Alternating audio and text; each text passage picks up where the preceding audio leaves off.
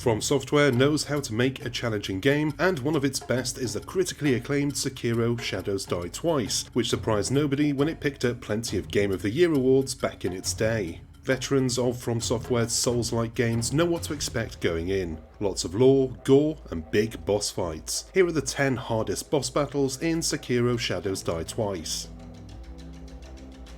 Number 10. Divine Dragon. The Divine Dragon is less of a challenging encounter and more of a cinematic boss fight full of incredible, spectacular moments. The boss only has one death blow marker and isn't entirely mobile, so you can take your time fighting without worrying about the next attack.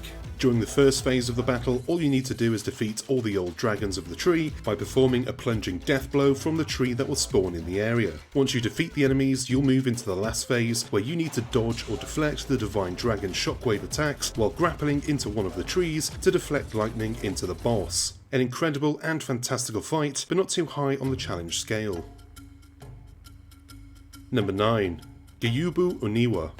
Gayubu is one of the very first bosses that you'll encounter in the game, and he's very aggressive, but can be easily punished with timely deflects and is very vulnerable to the Shinobi Firecracker prosthetic. This boss is enormous, but don't let his size intimidate you. He can be cheesed by climbing the tower near the gate where he enters and then jumping onto the roof of that gate. Position yourself near the roof's ledge where you can see the edge of the cliff, and he'll follow your position and fall to his death. While this may seem the most un-Shinobi way to deal with your first Sekiro boss, it is at least a little bit of comic relief. Number 8. True Corrupted Monk. The Corrupted Monk has 2 versions, bringing its total death blow counters to 4. The illusion version of this boss is fought in Mibu Village, while the true version of the monk is encountered in Fountainhead Palace. The illusion version can quickly regain its posture even after deflecting multiple attacks, which prompts you to be patient and deal damage directly to its vitality instead. Its true form has 3 death blow markers, but it can be easily defeated through different death blow attacks. While its first and second phases can be skipped by grappling into the trees and getting some lucky death blows, the third phase brings a bit more challenge, as it can instantly kill you with its snake attack that applies the terror debuff. Unlike the illusion version, the true version will sustain huge posture damage if you deflect its attacks, making the battle much easier. Number 7. Lady Butterfly. Mastering deflecting is key to winning this battle. Lady Butterfly deflects most of your attacks and she perfectly guards your third strike, so it's better to wait for her attacks, deflect, and then wait for an opening to strike back. This second phase involves a lot of illusions, but the snap seeds will instantly dispel them, removing a major obstacle in the latter part of the fight. If you don't have enough snap seeds, you can run around the outside of the arena to get the illusions into a corner and wait for them to turn into butterflies before hiding in a pillar to block the damage. Continue deflecting and dodge attacking to finish and win this battle. Number 6. Genichiro Ashina. Genichiro's boss fight introduces the lightning reversal mechanic, and successfully parrying the lightning back deals huge vitality damage. What makes him challenging is the massive list of attacks and his moveset, which includes leap attacks, thrusts, and long-range bow attacks. Genichiro rewards your aggression by responding to your attacks, therefore giving you the opportunity to showcase your deflecting skills, which in turn will fill up his posture gauge much faster. Number 5. Guardian Ape, Headless Ape. FromSoftware's boss battles can range from simple and easy hit and runs to ridiculously difficult, and the Guardian Ape boss leans towards the latter.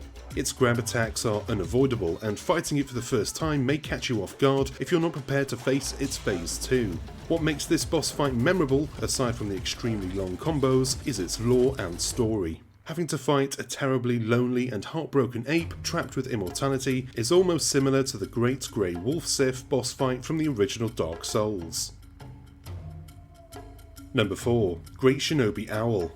Sekiro Shadows Die Twice is full of beautiful boss fights, and the fights against Owl feel more like a dance rather than an actual battle. And what makes him stand out among the rest of these battles is his ability to prevent you from healing yourself. Great Shinobi Owl and Owl Father have similar moves and attacks, except the latter is quicker, hits harder, and is much more aggressive. Owl's posture recovers quickly, and pressing the attack too much will punish you for being too aggressive. Number 3. Emma and Ishin Ashina. If you complete the necessary steps to get the game's Shura ending, you will encounter Emma and Ishin Ashina.